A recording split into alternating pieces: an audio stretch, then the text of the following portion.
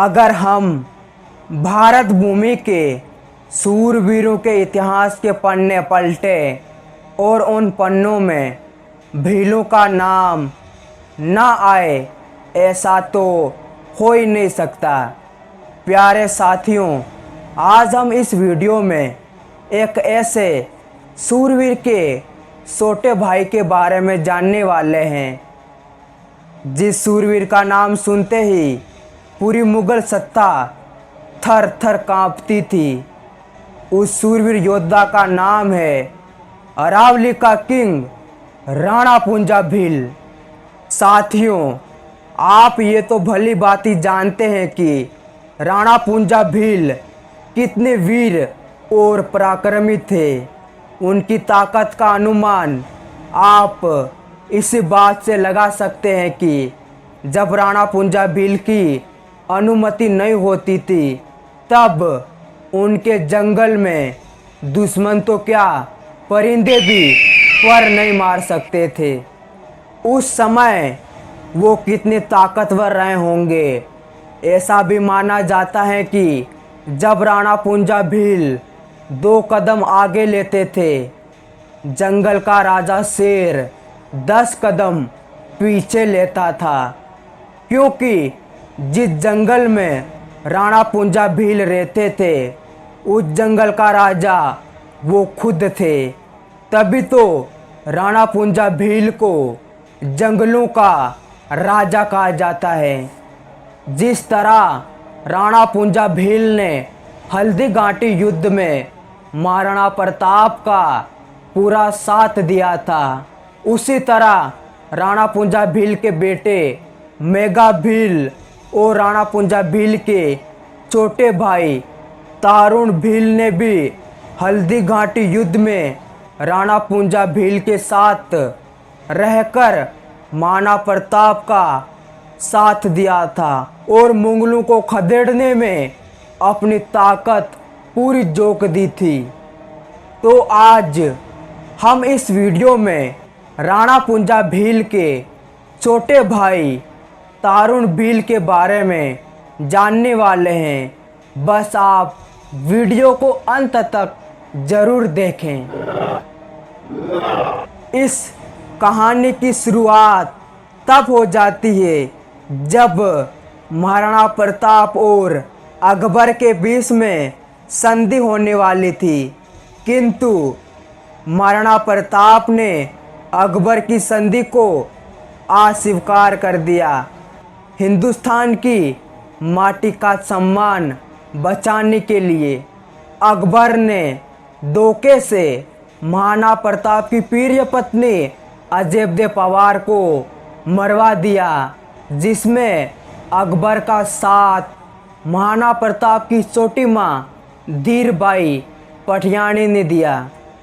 अजयदेव के मृत्यु के बाद महाराणा प्रताप और पूरा राज परिवार 13 दिन तक शोक मना रहे थे। इस 13 दिन के भीतर वो ना अस्त्र उठा सकते थे, ना शस्त्र। अकबर ने इसी मौके का फायदा उठाया और अपने विशाल मुगल सेना को हल्दी घाटी के पहाड़ी इलाके से उदयपुर की ओर प्रस्थान करवाया।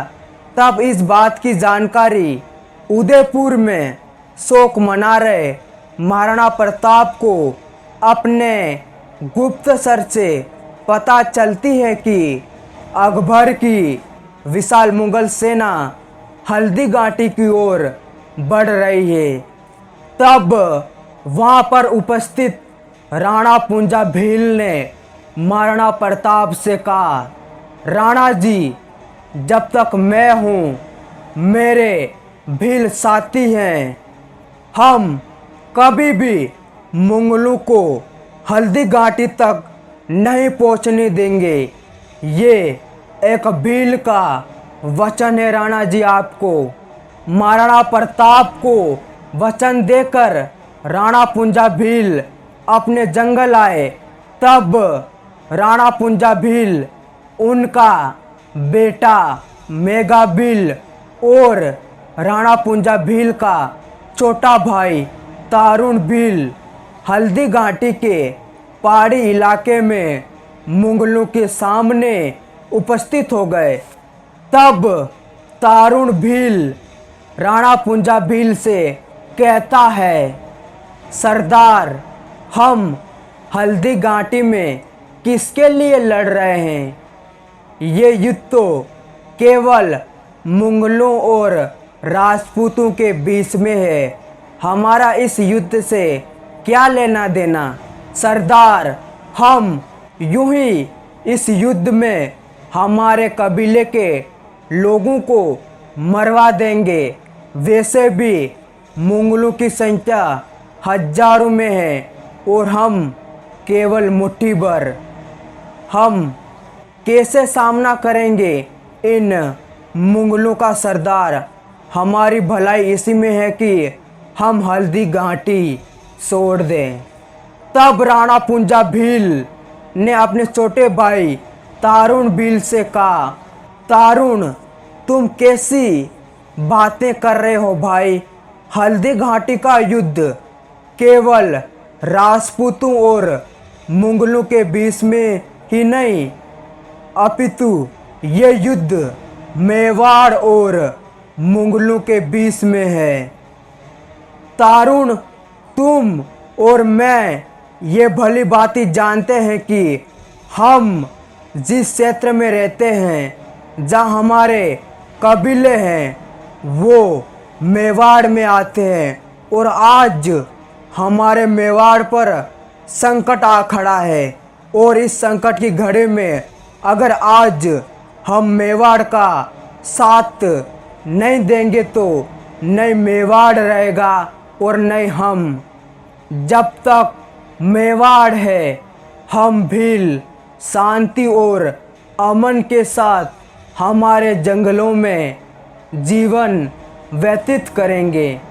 तारुण, सामने मुगलों की संख्या हजारों में है, लेकिन हमारा एक एक भील नहीं शेर है। और वैसे भी युद्ध संख्याओं से नहीं, हौसलों से जीते जाते हैं। तारुण, मुगलों की विशाल सेना देखकर हौसला मत खोना, डरना मत, क्योंकि हम भीलों में डर नाम शब्द का प्रयोग नहीं किया जाता है।